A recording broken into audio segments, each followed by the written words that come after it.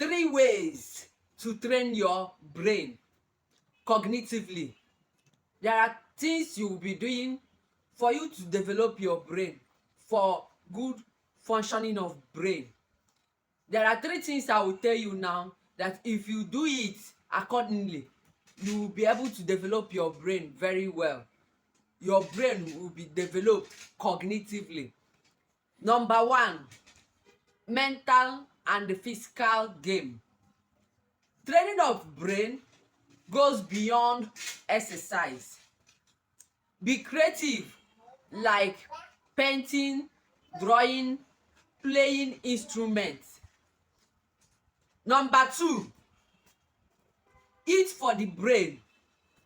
Reduce the intake of processed food and eliminate intake of saturated fat.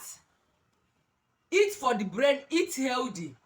Eat food more of vegetables and fruits. Food that contains fibers, fruit that can give you omega-3 and omega-6 fatty acids. Then number 3, learn new skills. Challenge your brain by learning new skills. Learn new languages. Learn handwork. That is skills that will make your brain, that will exercise your brain to learn new things.